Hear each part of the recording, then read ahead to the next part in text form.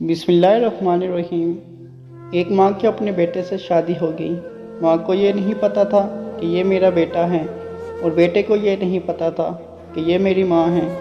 اب وہ عورت اپنے شوہر کو لے کر حضرت علی رضی اللہ تعالیٰ عنہ کی بارگاہ میں آئی۔ آ کر عرض کرنے لگی، یا علی رضی اللہ تعالیٰ عنہ، میری آپ سے ایک درخواست ہے۔ تو حضرت علی رضی اللہ تعالیٰ عنہ نے فرمایا، کون سی درخواست؟ تو کہنے لگی، جب سے میری شادی اس بندے سے ہوئی ہے، اس نے آج تک میری طرف پیار سے نہیں دیکھا۔ پورا 1 سال ہو گیا شادی کو، لیکن اس بندے نے پورا 1 سال مجھے ہاتھ تک نہیں لگایا۔ میں انصاف چاہتی ہوں کہ یہ میرے ساتھ ایسا کیوں کرتا ہے۔ تو حضرت علی رضی اللہ تعالیٰ عنہ نے اس بندے سے پوچھا کہ تم ایسا کیوں کرتا ہے؟ تو اس نے کہا کہ اے علی، بات یہ ہے کہ میں جب بھی اس عورت کی طرف دیکھتا ہوں تو مجھے اس پر پیار نہیں آتا، بلکہ اس سے نفرت ہو جاتی ہے۔ میرا دل ہی نہیں کرتا کہ میں اس کو ہاتھ لگاؤں۔ تو حضرت علی رضی اللہ تعالیٰ عنہ نے سارے لوگوں کو مسجد سے باہر نکال دیا اور اس عورت سے فرمانے لگے، اے عورت، میں جو بھی تجھ سے سوال کروں گا، تو نے میرے سوال کا سچ سچ جواب دینا ہے۔ وہ عورت کہنے لگی کہ آپ فرمائیں، کیا سوال ہے؟ تو حضرت علی رضی اللہ تعالیٰ عنہ نے اس عورت سے پوچھا کہ بتا، تیرا نام کیا ہے؟ تیری ماں کا نام یہ ہے، تیرے باپ کا نام یہ ہے، اور فلاں جگہ کی رہنے والی ہے، کیا یہ سچ ہے؟ تو وہ عورت کہنے لگی، ہاں یہ بالکل سچ ہے۔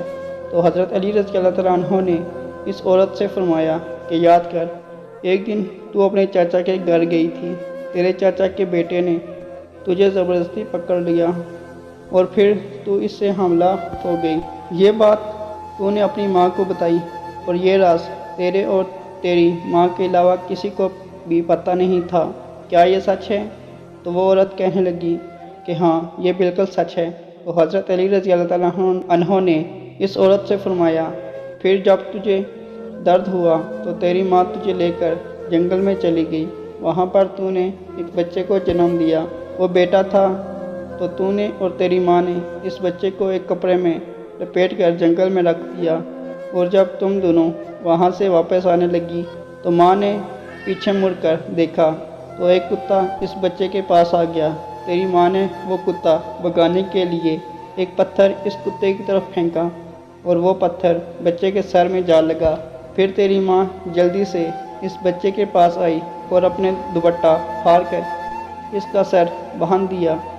وہ عورت کہنے لگی، ہاں یہ بالکل سچ ہے۔ پھر حضرت علی رضی اللہ تعالیٰ عنہ نے اس عورت سے فرمایا، پھر تیری ماں تجھے لے کر واپس گھر میں آ گئی تاکہ یہ بات کسی کو پتہ نہ چلے۔ اس کے بعد تجھے پتہ نہیں ہے کہ اس بچے کے ساتھ کیا ہوا؟ تو وہ عورت کہنے لگی، ہاں ایسا ہی ہے۔ تو حضرت علی رضی اللہ تعالیٰ عنہ نے اس بندے سے کہا، اپنے سر سے ٹوپی ہٹاؤ۔ اس بندے نے سر سے ٹوپی ہٹائی تو اس کے سر پر کٹ کا نشان موجود تھا۔